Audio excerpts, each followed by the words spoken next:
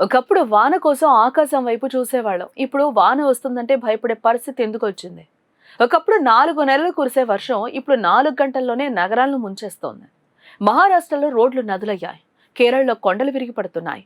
గుజరాత్లో నగరాలు జలదిగ్బంధంలో చిక్కుకున్నాయి. ఇది కేవలం ప్రకృతి కోపమా? లేక మనిషి చేసిన తప్పులకు ప్రకృతి ఇస్తున్న వార్నింగా? గ్లోబల్ వార్మింగ్, క్లైమేట్ చేంజ్ ఇవి పుస్తకాల్లో చదివే పదాలు కాదు, మన జీవితాలను మార్చేస్తున్న కఠిన వాస్తవాలు. అసలు భారత్లో వర్షాల తీరు ఎందుకు పూర్తిగా మారిపోయింది? రాబోయే రోజుల్లో పరిస్థితి ఇంకా ఎంత ప్రమాదకరంగా మారబోతుందా అనే విషయాలు తెలుసుకునే ముందు వేద టీవీ న్యూస్ని సబ్స్క్రైబ్ చేసి పెట్టండి.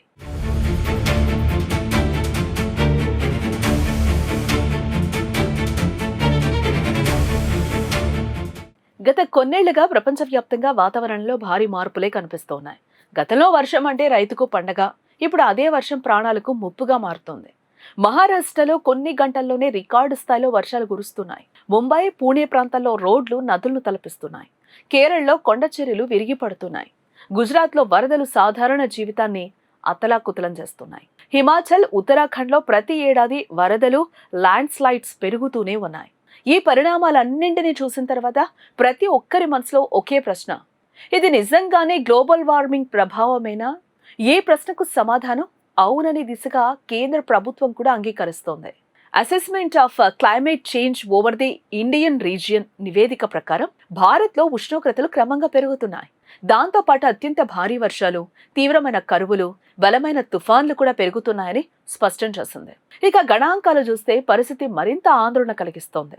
1901 నుంచి 2018 వరకు భారత్లో సగటు ఉష్ణోగ్రత దాదాపుగా 0.7 డిగ్రీల సెల్సియస్ పెరిగింది. 1951 నుంచి 2015 మధ్య హిందూ మహాసముద్ర ఉపరితల ఉష్ణోగ్రత దాదాపు 1 డిగ్రీ సెల్సియస్ పెరిగింది. ఈ 1 డిగ్రీ పెరుగుదలే ఇప్పుడు దేశ వాతావరణాన్ని పూర్తిగా మార్చేస్తోందని శాస్త్రవేత్తలు చెప్తున్నారు. ఇటీవల మహారాష్ట్ర, గుజరాత్లో కురిసిన కుండపోత వర్షాలకు గ్లోబల్ వార్మింగ్ ఒక్కటే కారణమా? దీనిపై వాతావరణ నిపుణులు ఏమంటున్నారు అంటే, ఇటీవల కురిసిన భారీ వర్షాలకు ప్రధాన కారణం ఒడిశా మీదుగా కదిలిన అల్పపీడన వ్యవస్థ, అరేబియా సముద్రంలో ఏర్పడిన వాతావరణ పరిస్థితులే. ఆ వర్షాల తీవ్రతను మరింత పెంచింది మాత్రం గ్లోబల్ వార్మింగేనని స్పష్టం చేస్తున్నారు. ఎలా అంటే, ఉష్ణోగ్రత పెరిగిన కొద్దీ గాల్లో తేమ నిల్వ ఉండే సామర్థ్యం కూడా పెరుగుతుంది. తేమ ఎక్కువైతే భారీ మేఘాలు ఏర్పడతాయి. ఆ మేఘాలు ఒక్కసారిగా విరిగి పడితే కొన్ని గంటల్లోనే నెల రోజులు వర్షం కురిసే పరిస్థితి వస్తుంది. దీన్నే ఇప్పుడు ప్రపంచం క్లౌడ్ బరస్ట్ అని పిలుస్తోంది. పర్యావరణ నిపుణులు మరో కీలక విషయాన్ని కూడా చెప్తున్నారు. మొత్తం సీజన్లో పడే వర్షం పెద్దగా తగ్గలేదు, కానీ వర్షం పడే విధానం పూర్తిగా మారిపోయింది అని. ఇప్పుడు 2 వారాలు ఎండ, ఒకరోజు కుండపోత వర్షం, మళ్లీ పొడి వాతావరణం. ఇదే ఇప్పుడు కొత్త ట్రెండ్గా మారిందని చెప్తూ ఉన్నారు. పూణేకు చెందిన పర్యావరణ నిపుణులు మరో ఆసక్తికర విషయాన్ని చెప్తున్నారు. ప్రతి 1 డిగ్రీ సెల్సియస్ ఉష్ణోగ్రత పెరిగితే గాలి దాదాపుగా 7% ఎక్కువ నీటి ఆవిరిని తనలో నిల్వ చేసుకోగలదట. అంటే భవిష్యత్తులో మరింత భారీ వర్షాలు పడే అవకాశం పెరుగుతుందని హెచ్చరిస్తున్నారు.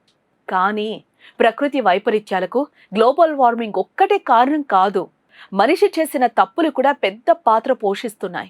అడవులను నరికేయటం, చెరువులను ఆక్రమించటం, నదుల పరివాహక ప్రాంతాల్లో భవనాలు నిర్మించటం, నగరాలన్నీ కాంక్రీట్ జంగిల్గా మారిపోవటం, వర్షపు నీరు భూమిలోకి ఇంకే అవకాశాన్ని పూర్తిగా తగ్గించేశాయి. దాంతో అరగంట వర్షం పడినా నగరాలు మునిగిపోతున్నాయి. ఒకప్పుడు వరద నీటిని అడవులు, చెరువులు, చిత్తడి నేలలు సహజంగా పీల్చుకునేవి. ఇప్పుడు అవన్నీ రియల్ ఎస్టేట్ ప్రాజెక్టుగా మారిపోయాయి. దాని ఫలితమే ప్రతి వర్షం ఇప్పుడు వరదగా మారుతోంది. పర్యావరణ నిపుణులు చెప్తున్న మరో హెచ్చరిక ఏంటో తెలుసా? ఇప్పటికైనా డ్రైనేజీ వ్యవస్థలు, రోడ్లు, వంతెనలు, పట్టణాల ప్రణాళిక ఇవన్నీ మారుతున్న వాతావరణానికి అనుగుణంగా మార్చుకోకపోతే రాబోయే రోజుల్లో నష్టాలు మరింత పెరిగే అవకాశం ఉందని హెచ్చరిస్తున్నారు. ప్రకృతి ఎన్నిసార్లు హెచ్చరించినా మనిషి మారకపోతే రేపు వరదలు వార్తలు కాదు, నిత్య జీవితంగా మారిపోతాయి. చెట్టు నరికితే ఒకరోజు వాన రూపంలో ప్రకృతి సమాధానం చెప్తుంది. చెరువును పూడ్చేస్తే అదే నీరు నగరాన్ని ముంచి గుర్తు చేస్తుంది. కానీ ప్రకృతిని పణంగా పెట్టి కాదు కదా. ఎందుకంటే ప్రకృతిని మనం కాపాడితేనే ప్రకృతి మనల్ని కాపాడుతుంది. కాబట్టి మన నేలను మనమే కాపాడుకుందాం.